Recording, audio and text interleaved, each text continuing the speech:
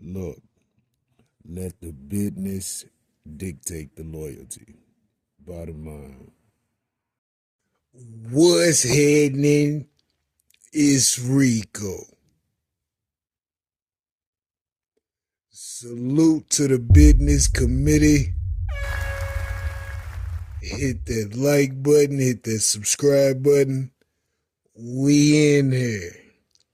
Killer, Cam, JOMO, Jim Jones. It's going down. For some reason, I knew when Jimmy done his last interview, to me, and this is just speculation, but to me it felt like Jimmy was like, F it. I'm going to speak my mind in these interviews. I'm going to say what's on my mind in these interviews. And however shit play out is how it play out. And it looks like, and I could be wrong, but it looks like that is the case with Jimmy. Now, we all know Jimmy was recently on The Breakfast Club, and he was just talking about the verses against the Locks. Classic verses, so probably was the best one. Salute to the Locks, salute to Dipset. But Jimmy was talking about the verses. Jimmy say Cam did some backdoor-ish. Everybody got paid, but Cam did some backdoor-ish. Killer say, I need for everybody to make a certain amount of money if y'all want Dipset to be a part of this situation. That's the only way we gonna do it. So Killer got his Dipset members what they was looking for financially as far as booking them for the verses. Jimmy say that Cam did backdoor business, got a part of the company, got this, got that, etc. My question is, did Cam really backdoor Dipset or Jimmy specifically? Now, Cam puts up the text messages, I guess, that he and Jimmy had before the verses.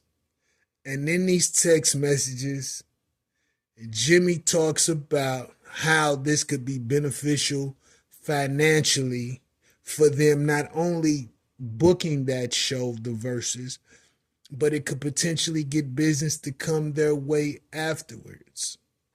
Jimmy says in the text that he would be willing to do it for free or give Killer his portion of the money in order to ensure that the verses was booked because of how financially beneficial it could be after that moment. So Jimmy was down. Jimmy felt like he wanted to do it regardless. It was a full circle moment for him. It was almost like checking something off the bucket list. So Jimmy was gung-ho about this situation, no doubt. But I asked the question again. Did Cam do backdoor business? Or did he take care of the Dipset members as requested? This is what it boils down to.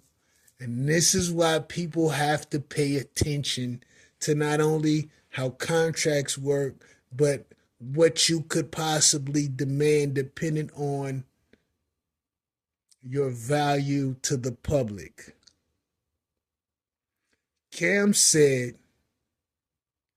he was able to negotiate stocks in Triller, get a portion of the company, get beats from Swiss and Timberland. He was able to negotiate a lot of other things outside of the money,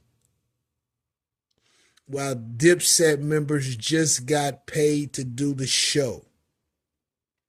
I'm going to ask the question again. Did Cam do backdoor business, or did he look out for the Dipset members? Here's the answer.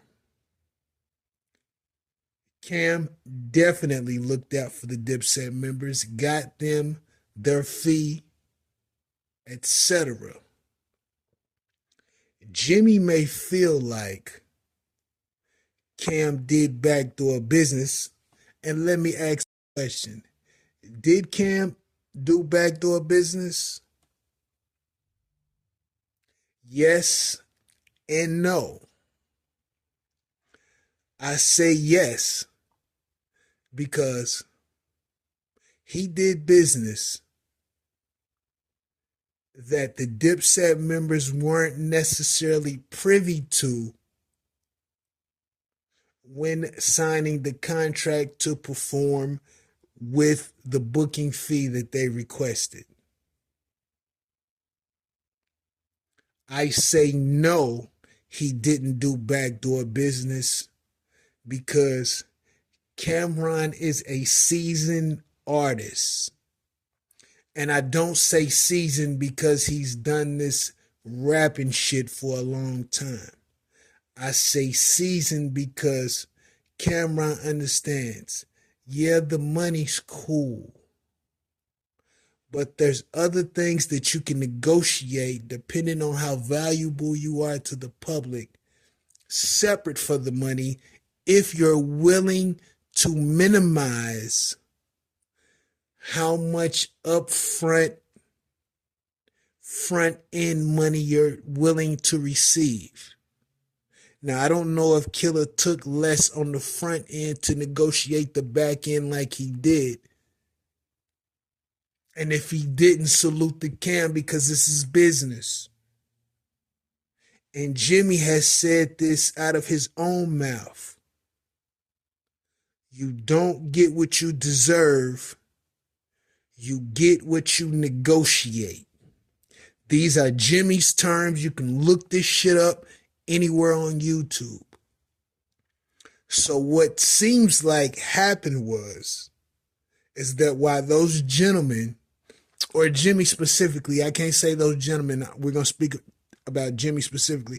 What we can say is while Jimmy was more concerned with the money and the business it could bring, Cam was not only concerned with the money and the business it could bring now, but he was concerned with the business it could potentially bring later.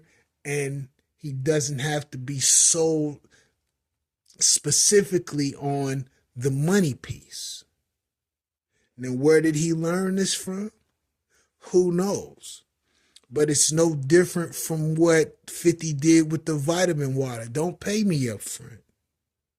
I want you to pay me this kind of way, which will not only be beneficial for me now, but it'll be beneficial for me later. Killer was just doing good business, to be honest. And I think if Jimmy wasn't so focused on the money at that time, he potentially could have thought about it. Now, I don't know if Jimmy didn't bring these things up. I don't know who presented who the contract, all of those particulars, I don't know. But I do think that those options were available. Jimmy just didn't think about it. I think that's all it boils down to. And it may feel like backdoor business because he could have beat you to the punch or just requested something that you didn't, that you may have felt like, well, damn, I could have used those same negotiation tools myself. So I'll ask the question again. Did Killer do backdoor business? Or did Killer look out for the group members. He got them the money that they requested. I don't see what the problem is. I can understand how people could feel like there's a problem, but feelings and reality, they don't always mesh. And that was smart business on behalf of Cameron, regardless of who likes it or not. And I think because those two gentlemen haven't been seeing eye to eye for so long, it makes Jimmy feel like it was bad business. But did Jimmy inquire about those potential opportunities that Killer did when presented with the opportunity is the question. But I could be wrong. I could be wrong.